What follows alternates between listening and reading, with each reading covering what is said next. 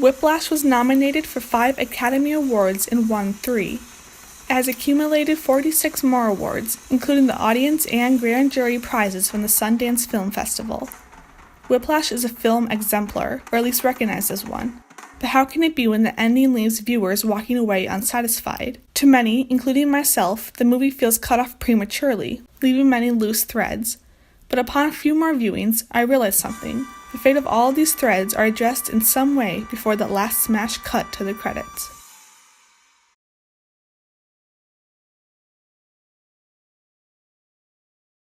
The ending really starts right here.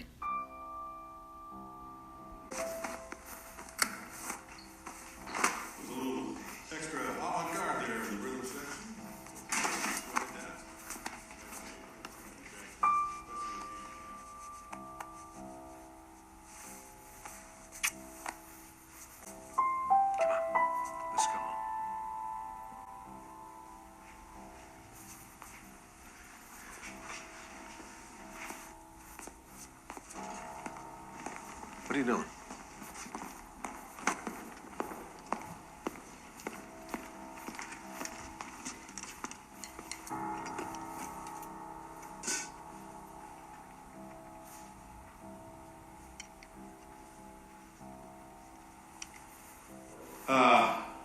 Now we're going to slow it down a little bit.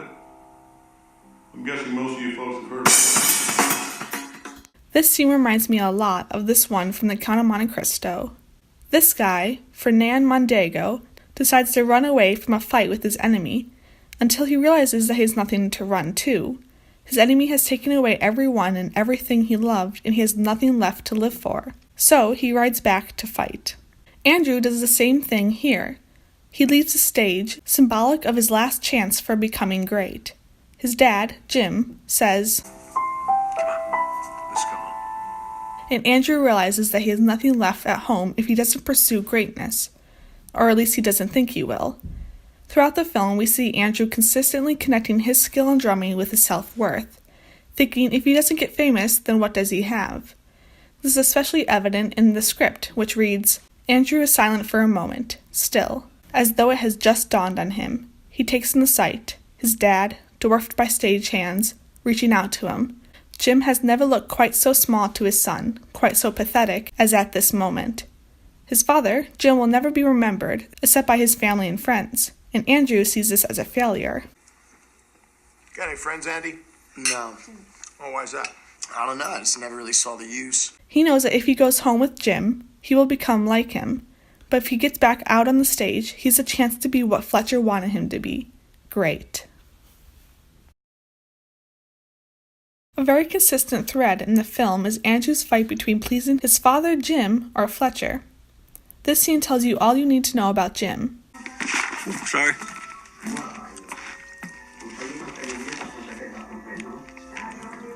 And Andrew at the beginning of the film is very similar to this. We see this several times.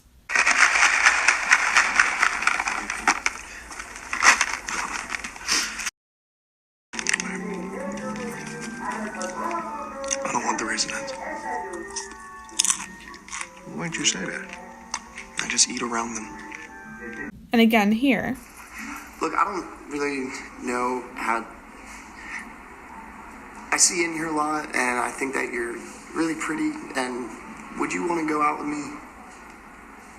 Ever? Please go away. Oh my Please God, get out. I'm so sorry. I'm so sorry. I'm just messing with you. I'm messing with you. Oh my God. I'm sorry. That's actually pretty mean. I'm sorry. I didn't mean to hurt your feelings. What's your No name? big deal. Oh, I'm Andrew. Andrew. Yeah. He's never rude to anyone, even when they're rude to him, and definitely never yells at anyone. He's very accommodating of others, especially those he respects. In fact, this is his internal flaw. In trying to please his dad, he's become like him.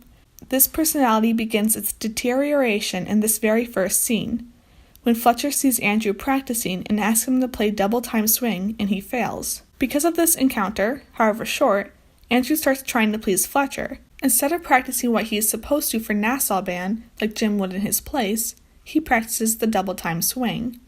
We know this because of this scene. Alright. That's enough of that. Just back to the core drums, please. Core players, let's go. Dude, what? Have you been practicing? From here, it only gets worse. Andrew goes further and further to try and not disappoint Fletcher. In fact, my theory is that Andrew's goal was never to become great until Fletcher wanted him to. Sure, he longed to be really good, but didn't actively pursue it. He was an alternate for the lower band and was okay with this. Later though, when he's told that he's going to be an alternate after being core for studio band, he becomes incredibly angry. He does what he can to get Fletcher's approval whenever possible. So it makes sense that he gets frustrated when he moves away from greatness, or Fletcher's goal for him. When he's trying to please his dad, he became like him, and the same happens for Fletcher.